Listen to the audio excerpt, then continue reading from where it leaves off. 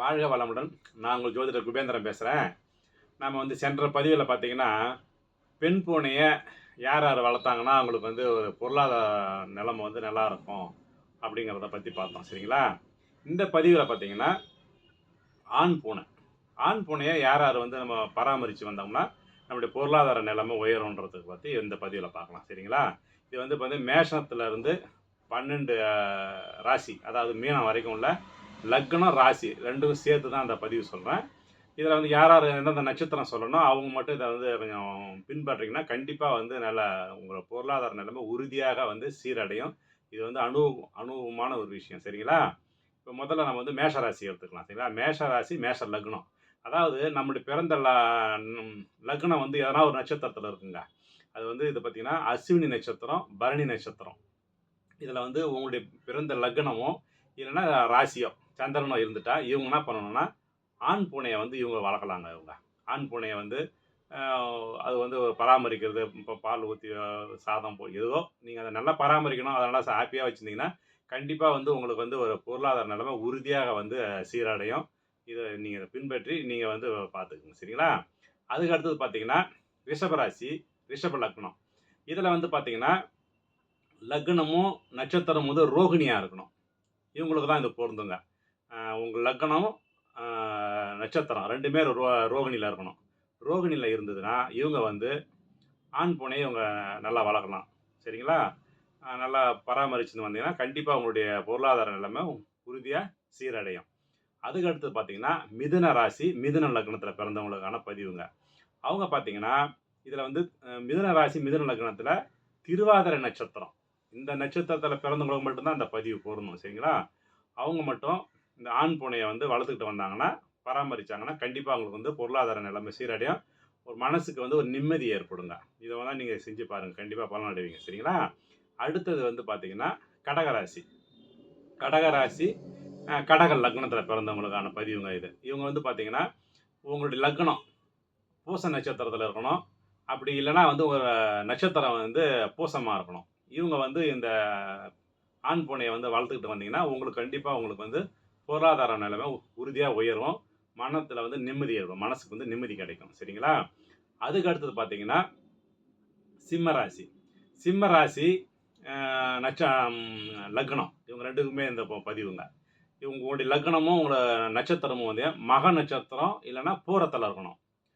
மகம், பூரம் இந்த நட்சத்திரமும் லக்னமும் அதில் அமைஞ்சதுன்னா நீங்களும் ஆண் பூனையை நல்லா வளர்க்கலாம். உங்களுக்கு நல்லா யோக பலனை உண்டாக்கும்.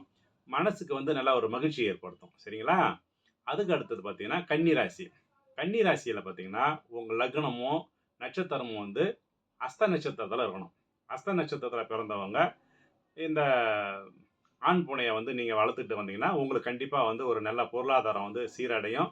உங்களுக்கு மனசுக்கு ஒரு நிம்மதி ஏற்படும். இதை நீங்கள் உறுதியாக உணரலாம். அடுத்தது பார்த்தீங்கன்னா துளாராசி. துளாராசியில் சுவாதி நட்சத்திரம் உங்கள் லக்னமாவோ நட்சத்திரமாவோ அமைஞ்சவங்க நீங்கள் அந்த ஆண் பூனையை வளர்த்துட்டு வந்தீங்கன்னா உங்களுக்கு கண்டிப்பாக பொருளாதாரம் சிறக்கும். உங்களுக்கு ஒரு நல்ல மனசுக்கு ஒரு நிம்மதி ஏற்படுங்க. அதுக்கு அடுத்தது பார்த்தீங்கன்னா விருச்சிக ராசி. விருச்சிக ராசிக்கு பார்த்தீங்கன்னா உங்கள் லக்னமும் உங்களுடைய நட்சத்திரமும் பார்த்தீங்கன்னா, அதாவது விருச்சிக ராசி, விருச்சிக லக்னம், இவங்க பார்த்தீங்கன்னா உங்களுடைய லக்னமும் நட்சத்திரம் அனுஷமாக இருக்கணும். இவங்க இந்த ஆண் பூனையை வளர்த்துட்டு வந்தீங்கன்னா கண்டிப்பாக உங்களுக்கு ஒரு பொருளாதார நிலைமை சீரடையும். உங்களுக்கு மனசுக்கு மகிழ்ச்சி ஏற்படுத்தும். சரிங்களா? அதுக்கு அடுத்து பார்த்தீங்கன்னா தனுசு ராசி. உங்களுடைய தனுசு ராசிக்கான பதிவு இதுங்க. தனுசு ராசி லக்னமும் தனுசு இருக்கிறவங்க உங்களுடைய லக்னமும் நட்சத்திரமும் மூல நட்சத்திரமும் பூராட நட்சத்திரமும் இருக்கணுங்க. மூலமும் போராடமும் உங்கள் லக்னமாவோ நட்சத்திரமாவோ இருந்தீங்கன்னா நீங்கள் கண்டிப்பாக ஆண் பூனையை வளர்த்து நீங்கள் உங்களை பொருளாதார நிலைமை கண்டிப்பாக சீராக்கிக்க முடியும். உங்களுடைய மனசுக்கும் ஒரு நிம்மதி ஏற்படுங்க. சரிங்களா? அடுத்தது பார்த்தீங்கன்னா மகர ராசி. மகர ராசி மகர லக்னத்தில் பிறந்தவங்க பதிவு இது. உங்களுக்கு பார்த்தீங்கன்னா உங்களுடைய லக்னமும் நட்சத்திரமும் திருவோணமாக இருக்கணும். திருவோண நட்சத்திரத்தில் உங்கள் லக்னமும் ராசியை அமைஞ்சிட்டு இருந்ததுன்னா நீங்கள் கண்டிப்பாக ஆண் பூனையை வளர்க்கலாம். அதை பராமரித்து வந்தீங்கன்னா கண்டிப்பாக உங்களுக்கு பொருளாதார நிலைமை நல்லா சீரடையும். உங்களுக்கு மனசுக்கு மகிழ்ச்சியும் உண்டாக்கும். சரிங்களா? அதுக்கு அடுத்து பார்த்தீங்கன்னா கும்பராசி. கும்பராசியில் பிறந்தவங்களுக்கு உங்களுடைய லக்னமும் நட்சத்திரமும் பார்த்தீங்கன்னா சதயத்தில் இருக்கணும். சதயத்தில் இருந்தால் நீங்கள் வந்து ஆண் பூனையை நல்லா வளர்த்திங்கன்னா உங்களுக்கு பொருளாதாரம் சீரடையும், உங்களுடைய மனசுக்கு ஒரு நிம்மதி ஏற்படுத்துங்க. அதுக்கு அடுத்து பார்த்தீங்கன்னா மீனராசி கடைசி ராசி 12வது ராசி பார்த்தீங்களா, மீனராசி லக்னமாகவும் நட்சத்திரமாகவும் இருக்கிறவங்க உங்களுடைய நீங்கள் வந்து உத்திரட்டாதி நட்சத்திரத்தில் பிறந்திருக்கணுங்க. லக்னமும் நட்சத்திரமும் உத்திரட்டாதி நட்சத்திரம் சந்திரன் இருந்துன்னா நீங்களும் வந்து ஆண் பூனையை வளர்த்துட்டு வந்தீங்கன்னா கண்டிப்பாக உங்களுக்கு வந்து பொருளாதாரம் நிலைமை உயர்வு ஏற்படும், மனசுக்கு ஒரு நிம்மதி ஏற்படும். சரிங்களா? இந்த பதிவு இந்த இதை கண்டிப்பாக இதை ஃபாலோ பண்ணுங்கள். உறுதியாக வந்து ஒரு நம்பிக்கையாக செஞ்சீங்கன்னா கண்டிப்பாக பலன் கொடுக்குங்க அதுங்க. சரிங்களா? இதை வந்து உங்களுக்கு இந்த பதிவு பிடிச்சிருந்துன்னா லைக் பண்ணுங்கள், ஷேர் பண்ணுங்கள், சப்ஸ்கிரைப் பண்ணுங்கள்.